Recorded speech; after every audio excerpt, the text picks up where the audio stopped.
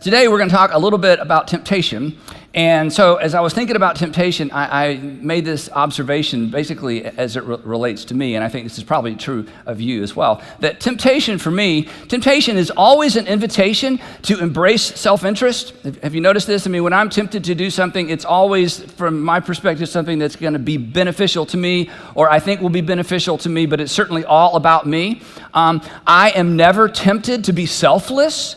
Right? I'm never tempted to be overly generous. In fact, when I have an inclination to be selfless, like I think I'll give up my Saturday and go help them, or give up half a day of work and help them, or not do what I need to do in order to help somebody else, or write a check to an organization that's in need. Whenever I find an inclination to be selfless, I don't consider that a temptation, do you? You know what we consider that? We consider that, am I a great person or what? That's what we consider that, right? But it's kind of the same thing. It's like I'm sort of tempted to do something selfless, and then I'm tempted to do something that's selfish. And again, maybe this is just confession, and maybe you can't relate to this, but I tend to be more successful at overcoming temptations to selflessness than I am temptations to selfishness. Isn't that strange?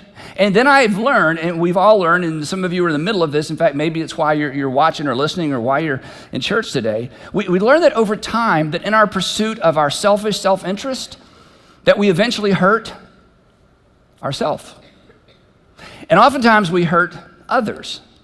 And then Jesus comes along. This is so amazing. He was so brilliant. Jesus comes along and says this: if you live a self-centered life, in other words, if somehow you make your life all about you, all about self, in the end, you don't just hurt yourself. This is powerful. In fact, this may be where you are. You just didn't have these words. He said, in the end, you don't just hurt yourself. In the end, you lose yourself.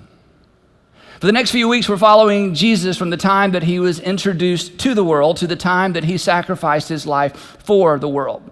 And throughout the series, we're going to come back to this theme that Jesus showed up to introduce something brand new, to the world. Specifically, he came to introduce a brand new covenant, a brand new arrangement between God and mankind, a new covenant that would replace the old covenant between God and a nation. He came to introduce a brand new command, a single governing ethic, one single command that would be the governing ethic for his brand new movement, which is called the church. And from the beginning, those who paid attention and those whose fortunes were tied to the old way, it was very, very clear to them that Jesus had not come to continue something, to do Judaism 2.0, to simply complete some sort of religious book. They understood that Jesus came to do something and to introduce something and to offer something brand new. And so they resisted. And that's the tension of the story. Now, previously on 90, we were introduced to the guy that introduced Jesus. His name is John the Baptist, not a stranger to too many people. John drew an extraordinary large crowd, and once he drew an extraordinary large crowd, he then drew people's attention to Jesus. And if you'll remember, if you were here last week, how John introduced Jesus, and I love this. He simply said to his audience, to his crowd, to his fans, many of whom thought he might be the Messiah himself. He had this giant crowd, and Jesus shows up on the banks of the Jordan River. And John says, may I have your attention, please? Look. I love this. Look. Here's why this is important. He did not say believe. He did not say follow. He did not say change. He didn't say change your mind, and he certainly didn't say pretend. He said, look, the Lamb of God who comes to take away not just the sin of our people and his people, who comes to do something for the entire world.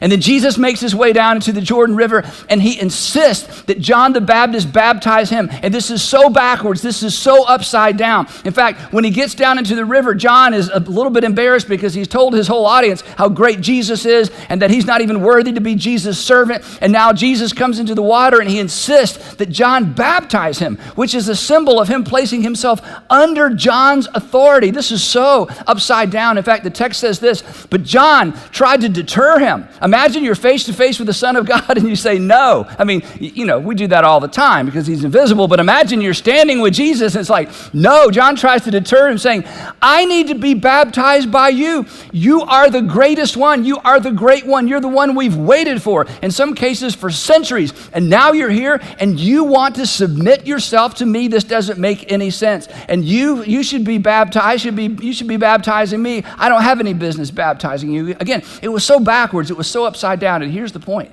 This was the first clue as to the upside down nature of the new that Jesus was introducing into the world. Now, here is the fascinating twist in the plot. At this point, Jesus is now a public figure. John says, look, the Lamb of God. He hasn't done anything. He hasn't amazed anybody. He's just another guy in the crowd. But everybody in the crowd knows this is something special. He and John are having this little interaction down in the water. There's a murmur in the crowd. Jesus is baptized. And then instead of sort of stepping front and center and saying, John, thank you very much. You can go behind the curtain. I'm here. Thanks for introducing me. Matthew, Mark, and Luke, all three Gospels say that immediately Jesus left and disappeared by himself into the wilderness. In fact, they say that God actually sent him into the wilderness. It's like, ta-da, here's Jesus. He'll be back later. And Jesus disappears alone into the wilderness. But there's more to it than that. Here's what the text says. The text says, then Jesus was led by the Spirit into the wilderness to be tempted by the diabolos. That's where we get our word diabolical, the slanderer, the accuser in our English Bibles, the devil. Now, this is a really interesting little piece of narrative. And if you grew up in church, it's like, oh yeah, I know how this whole thing goes, so just hang on. If you didn't grow up in church, it's like, okay, so wait. So do you expect me to believe in a devil? And the answer is no. So for those of you who know how the story goes, and for those of you who want to cross your arms and say, I'm checking out because you're going to talk about the devil, for both groups, I want you to just hit pause for a moment, because more than anything, I want you to understand why this is included in the New Testament. Whenever you read anything in ancient literature especially, but maybe especially the Bible, because come on, you don't read any other ancient literature for the most part. In fact, most people don't even read the Bible. But when you run across something in ancient literature, you should always ask the question, why did the author choose to include this? And the reason that's a big deal in ancient literature is there wasn't much ancient literature. And anything that was written took on extraordinary authority. I mean, even in our culture, if you're having a conversation with someone and you're arguing about something and somebody in the argument says, well, I read an article. As soon as they say, I read an article, the fact that somebody actually wrote something gives it a little bit more credibility. And then if you find out who the author of the article was, it even has more credibility.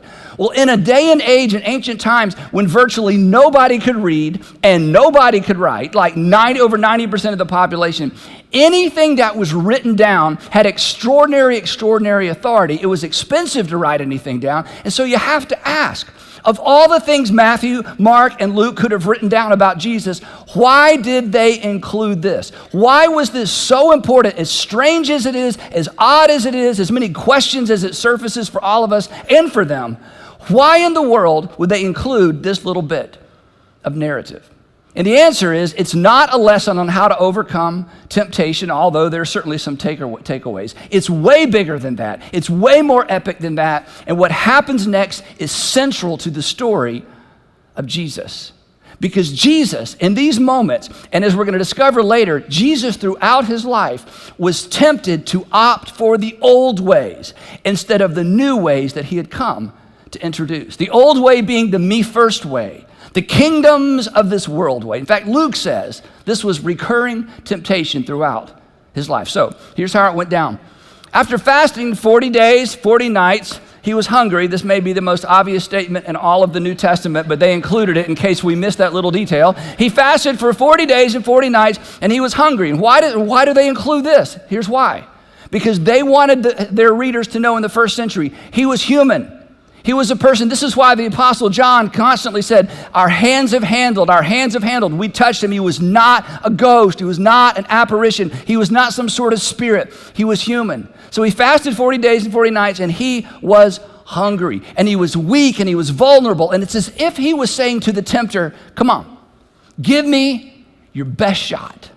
I want you to know how serious I am about the new I've come to introduce to the world.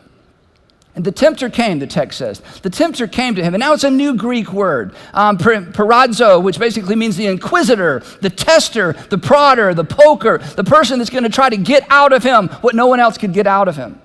And he said to him, if you are the Son of God, tell these stones to become bread. In other words, just speak it, and if you're the Son of God, it will be done. Because, I read the first part of your book, and God spoke the universe into being, so certainly you could speak some bread into being from stones. Besides that, you're entitled. Come on, Jesus, you're you. You're Jesus. Mortal kings, if they had that kind of power, would do as much. And Jesus responds to this first temptation by leaning into the old covenant, the covenant between God and Israel. Because even though he had come to establish a new covenant throughout his life as the hinge, as the door from one to the other, he functioned under the rules and the laws of the old covenant. So he leans into that and he quotes from the Old Testament. He says this, Jesus answered, "It is written." He responds as one under this old covenant. He says this, "Man shall not live on bread alone." And he quotes from Deuteronomy 8, where it takes us back to that picture of the nation of Israel traveling through the wilderness, and there's nothing to eat, and God provides manna from heaven. And in those years, God was teaching his people to depend on him every single day. Daily dependence, daily dependence, daily dependence. And Jesus finishes it out. He says, "But on every word that comes from the mouth of God." In other words, even though I am Son of God, even though I have been sent into this world to do something new for the world, I will not act on my own, and I will not act independently of my heavenly Father. Because to do so is so kingdom of this world. Then the text says, then the devil took him. Now, as a kid, when I would hear this story taught, it was sort of like something from Star Trek. Suddenly they were beamed from one place to the other, and this whole story is, but it's not that way at all. When you read the text, this wasn't some magic trick. This wasn't some mystical thing. That apparently Jesus and evil personified, they spent time together. So the text says, then the devil took him, and Luke says, brought him. That is, they walked there. They walked from the wilderness all the way to the holy city of Jerusalem. He took him to the holy city, and he had him stand on the highest point of the temple. And again, you get this picture that they're standing, balancing on some spire, but that's not the case at all. They essentially went to the highest point of the temple, which was on the southeast corner, where you look down hundreds and hundreds and hundreds of feet into the valley, to the Kidron Valley. In fact, Josephus, who was a first century historian, said if you stood on that southeast corner and you looked long enough, you would get dizzy, and people would have to step back because it was so spectacular and it was so far down.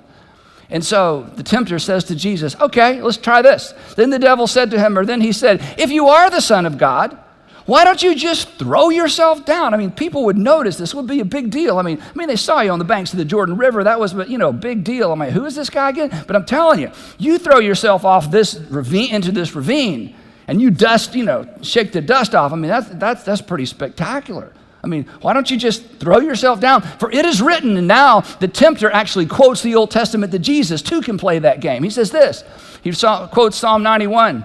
He, talking about God, come on, Jesus, throw yourself down because God will command his angels concerning you, and they will lift you up in their hands. You'll land lightly on your feet so that you will not strike your foot against the stone. In other words, he taunts Jesus. He said, didn't God promise to take care of you? Don't you have faith in God? Come on, Jesus, don't you believe him? And you just said every word that comes from the Father's mouth. Surely you trust that God is going to take care of you. And in this moment, he was tempting Jesus to do what oftentimes we're tempted to do. He was tempting Jesus to try to use God or to presume on God. This, unfortunately, is the modern version of faith. The faith that some of you were brought up with. The faith that some of you chose to leave. The faith that some of you should leave. The faith that is the reason you haven't been back to church in a long time.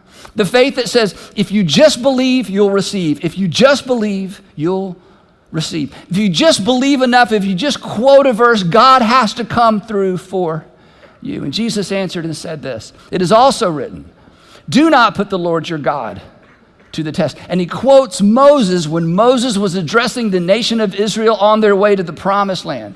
The nation said to Moses, God has to do such and such for us. God owes it to us. We are his special people. This is what God has to do for us. And Moses said, no, you don't understand. You're God's chosen people, but God doesn't have to do anything. And you do not manipulate, and you cannot manipulate your God.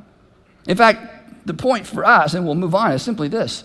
If you're a Christian, and this may be disturbing, the moment that you begin trying to manipulate God, the moment you begin looking for a magic formula, the moment you begin thinking, if I do these three things consistently, God has to do something for me, in that moment, you are no longer practicing Christianity. In that moment, you're practicing magic. Your religion has become superstition. Your religion has become the pagan superstitions that Jesus came into this world to replace, not simply for a nation, but for all nations and for all mankind. Your religion has become so very kingdoms of this world, and here's why I say that. Because later, we'll get to it, later, Jesus would say to those who gathered around to hear him speak, he would say, look, when you think of God, God is not a king in heaven that can be bribed or manipulated. God is not a king in heaven with his arms crossed, waiting for you to bring enough gifts and enough sacrifices and enough offerings and enough prayers and enough good deeds and enough generosity to get his attention. When you think of God from now on, you are to think a perfect heavenly Father who already knows everything you need. He does not need to be talked into something. He cannot be bribed. You come as children who simply ask. Now, those were the first two temptations. Jesus got through those and he passed. And he gets to the third one. Now, I think the third one, this is just my opinion, I think the third one's the main event. I think the first two were kind of a warm-up. I think they were just getting to know each other because now they've spent maybe days or weeks together. We don't know. And now we get to the third, but not the final, but the third in a list of three that will be repeated over and over throughout his ministry. We get to the main event. But before we get to that, I want to talk about us for just a minute, then we'll get to it. Here's the question I want to ask. Why are powerful people so inclined to go off the rails? Why is that? Why are powerful people so... Now, when I first created this slide, I had men. Why are powerful men? I thought, I don't want to leave anybody out. I'll get email, okay? So, why are powerful people, it's mostly men, we know that, but I want to be inclusive. So, why are powerful people so inclined to go off the rails? Why are they so inclined to go off the rails morally, ethically, financially? Why is that? I mean, you would think that the more power a person had, the better person they would be. They have less financial pressure, nobody's telling them what to do, they have more freedom. You would think with more freedom and more autonomy and more wealth, a person would become a better person. In fact, you think if you had more power and more influence and more wealth that you would be a better person. Don't you think so? Why is it that powerful people oftentimes go off the rails? Why is it that the inclination is, now that I've got the power, now that I've got the influence, now that I've got the wealth, I'm going to leverage it for my benefit? Where does that come from? Why isn't it the opposite? Why do powerful people ultimately oftentimes make it all about themselves? Similar, along the same lines, where does bullying come from? I'm powerful, I'm bigger than you. Where does that sense of entitlement, sexual harassment, because I have the power and because I'm stronger and because I have more influence and because I can control your future and control your profession and control which opportunities you get or don't get, where does that come from? Arrogance, dismissiveness, that, just whatever, you're just the little people. Elitism, extravagant consumerism, people who just spend gobs and gobs and gobs of money on more and more and more stuff, and they're a little generous here and there, and they think they're just so generous because they look at the dollar amount rather than the percentage. Where does that come from? Greed. What is that? Because you think, like I think, wow, if I had that much influence, that much power, I would just be the best person. I would be a better person. Why is it that it generally doesn't make people better? It makes them worse. Why do they go off the rails? Why is it that power corrupts? Why is it that there are just so few stories of extraordinarily wealthy, powerful people who actually end well? What is that? And here's the great thing, and this is why you should follow Jesus. You just should. Even if you don't believe he's the Son of God, you should follow Jesus. Throughout Jesus' ministry, throughout his life, we're going to watch this and look for this. Throughout his time on earth, Jesus taught and modeled. He taught and he modeled. He taught and he modeled. He taught and modeled something that's not new to us, but I'm telling you, it was new to the first century. No one had ever seen it done well on a grand scale.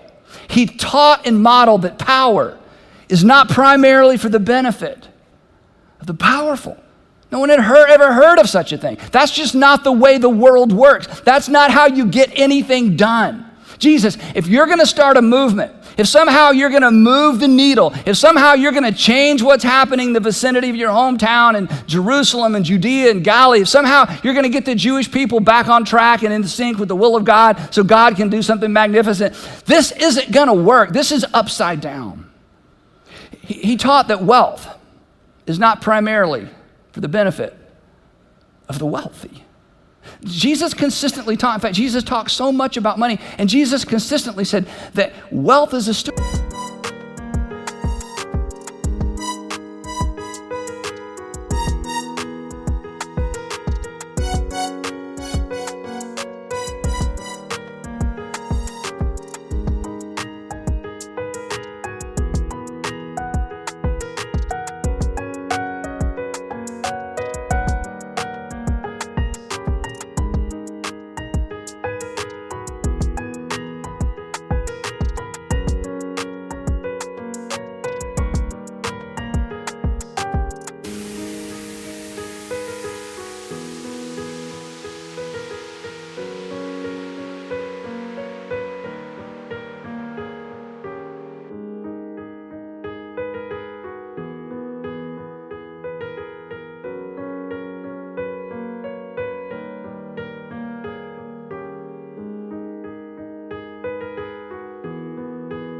Stewardship, and that it all belongs to my Father in heaven, and that wealth, just like power, it's a test.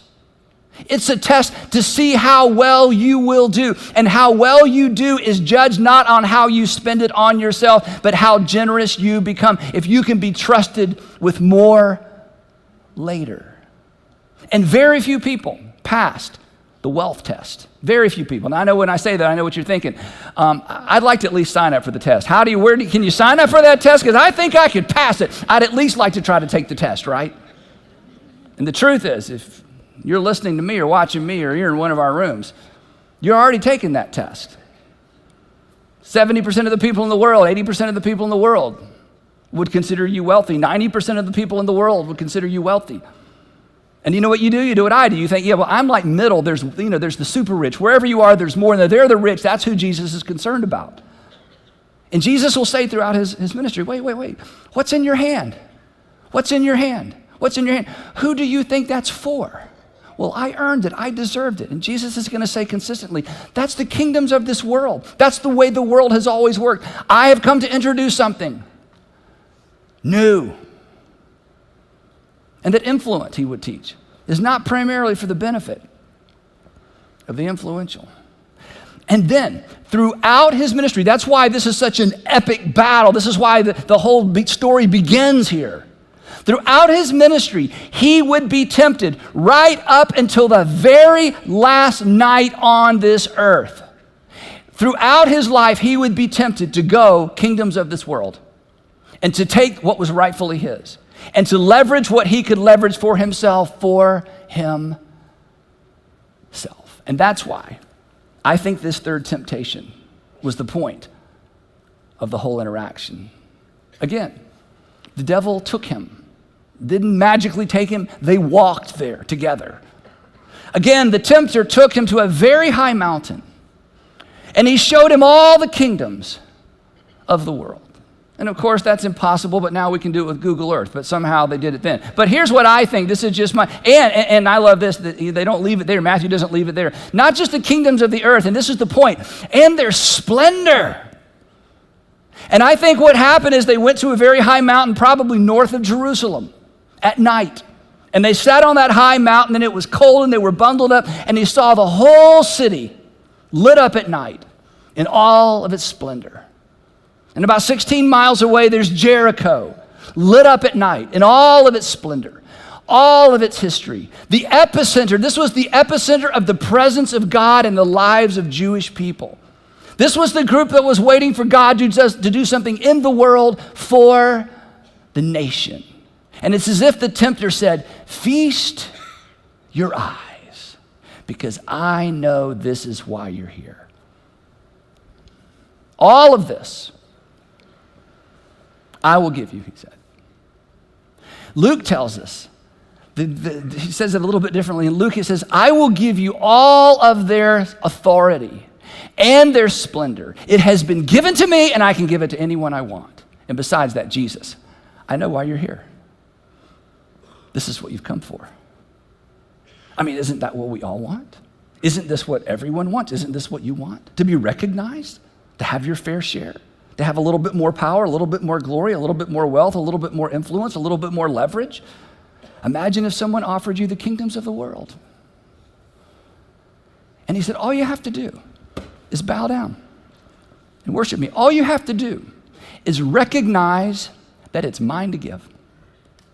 All you have to do, I'm not for the rest of your life. I just want a moment where you will recognize that it is mine to give. I want you to leverage your worship for your sake. After all, it's what you came for. After all, we both know it's yours anyway. It's what you're entitled to. And come on, who refuses what they're entitled to? Who refuses what they deserve? Who refuses what's coming their way? Who does that? I'll tell you who does that. The people that you have the most respect for. Great people. Here's the point. Jesus had not come to barter for a kingdom. Jesus had not come to barter for a kingdom. Jesus had come to establish a kingdom in the hearts of men and women. A kingdom of conscience. A kingdom that said wealth is not for the wealthy and power is not exclusively for the powerful and influence isn't to be leveraged for those who have all the influence. A kingdom like no other. An upside down kingdom. A kingdom where the subjects were not at the whim of the selfish rulers and kings. A kingdom where the subjects weren't required to lay down their lives for the king.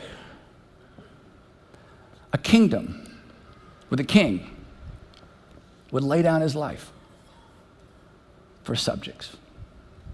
There had never been such a thing. And anyone on the outside watching would have said, it just doesn't work that way. And Jesus said, away from me, Satan, for it is written, worship the Lord your God and serve him only. And the text says that when the devil had finished at all this tempting, he left him, and this is what Luke says, for an opportune time. In other words, this is just round one. We're not finished. While you're walking on this planet, I will be back, and I will be back to convince you to opt for the ways of the kingdom of this world. And then the text tells us that after this, Jesus went back north to Galilee.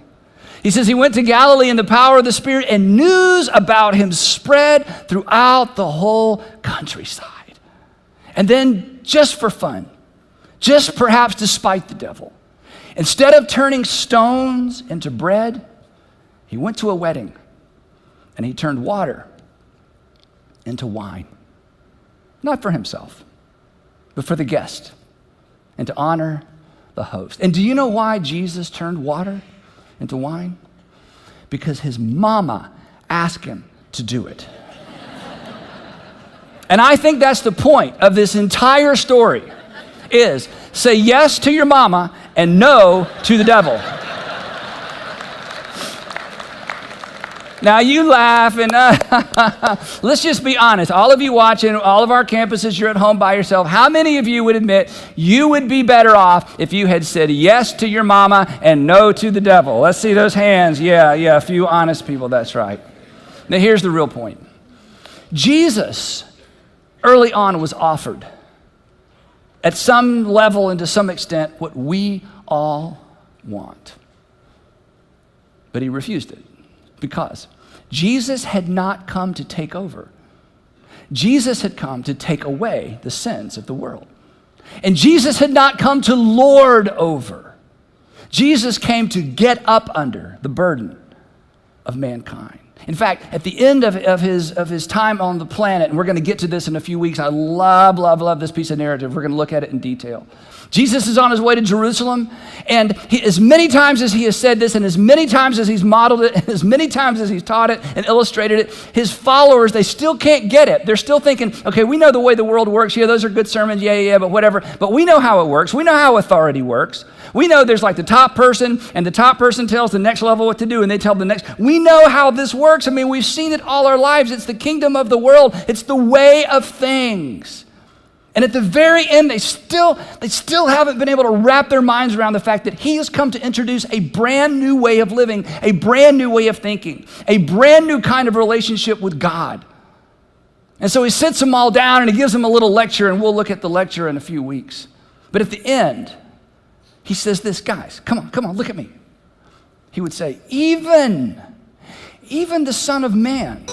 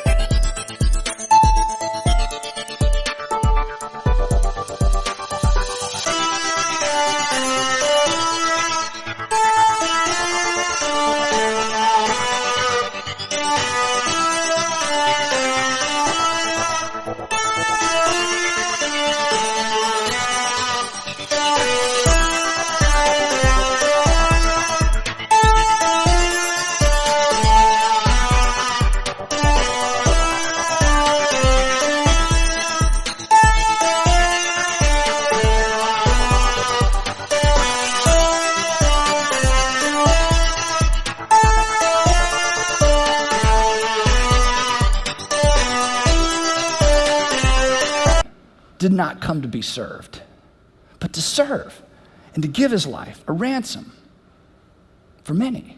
Guys, I'm serious. We're not going the way of the kingdoms of this earth, the kingdoms of this world. The me first, I'm in it for me, what can I get out of it, kingdoms of this world. I know it's all you've seen. I know it's the way the world works. I know that you've never seen another plan. You've never seen it work out, but I'm telling you, I'm not backing down. This is why I've come. And I'm going to stay on this course all the way to the very end.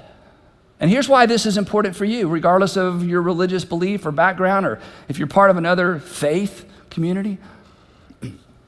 Do you know what Jesus valued more than the kingdoms of the world? He valued you, because you are a part of this many, that he came to ransom his life for you. Because regardless of how much power you had, you don't have the power to overcome the consequence of sin in your life, do you? He came to ransom you because regardless of how much money you have or don't have, no amount of money can heal a relationship and heal a broken relationship and get you forgiven or get you forgiveness from someone you love. And no amount of influence can reverse the consequences of sin in your life. The kingdoms of this world, the values of this world, they don't even intersect in any kind of meaningful way with the things that are most important to the human heart and the human soul. And so he came to be a ransom for many. And regardless of what you believe, and regardless of what you've been taught, you are part of that many. And do you know what hung in the balance? Do you know what hung in the balance of Jesus' decision to resist temptation, to embrace the ways of the kingdoms of this world? Do you know what hung in the balance? You hung in the balance. And do you know what hangs in the balance of your decision not to embrace the ways of the kingdoms of this world? You hang in the balance. And you know what? You already know this. And here's how you know it. Because when you live your life for you, you just get smaller, don't you? And when life is all about you, it's not much of a life. And the reason I'm tempted and the reason you're tempted every single day of our lives to do it all for us. The power is for me, the wealth is for me, the influence is for me. How do I get more so my life will be better? It's all we've ever seen. It's all we know. And in the end, we're smaller. We're not better. And Jesus said, that's why I've come. I've come that you might have life. And when it's all about you, it's not much of a life. You see, the reason on a day like today, all over the world, we're talking about Jesus in languages we've never heard of, in places many of us don't even want to visit. The reason he's central is because he did not opt for the kingdoms of this world. And his life was so big and his influence was so big that he outlasted his own life, his own generation. In fact, he would say it this way, and this is what he would say to you, and I'll close with this. he would ask this question. And this is, again, regardless of what you think about Jesus or if there's a devil, just forget off of that for a minute. This is the question we all have to wrestle to the ground. This is the question Jesus came to address. And this is the issue that kept him on, marching orders all the way to the cross, to be a ransom for you and a ransom for me. He asked this question. He said, come on, Americans?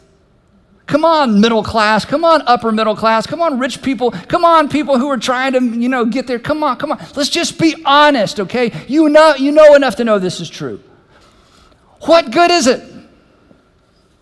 What good is it? I mean, come on, in the end, what do you really get out of it? What good is it if you gain the whole world? What good is it if you become the wealthiest and the most powerful and the most influential? What good is it if you gain the whole world? But in the end, you lose or you forfeit your very self. Selfishness, at the end of the day, leads to a loss of the very thing you're trying to gain and save, which is self. And here's how you know this. You know this. You knew this before I said it. Because the people who have the biggest lives, and the people who make the biggest difference, and the people you admire the most, are the most selfless. And we rarely see it done well. Jesus says, I've come to establish a kingdom that's all about that. So in this new upside down kingdom, the first would be last and the last would be first. And power would be leverage for the powerless. And wealth would be leverage for those in need. And influence would be leverage for those without a voice. But this would not sit well with the powerful and the wealthy and the influential. And here's why. And this is where some of you are even as I'm speaking. We naturally resist what we can't control and don't understand. We naturally resist what we do not understand and what we cannot control. And so temple and empire would conspire together to crush him. But in the end, they would be outmaneuvered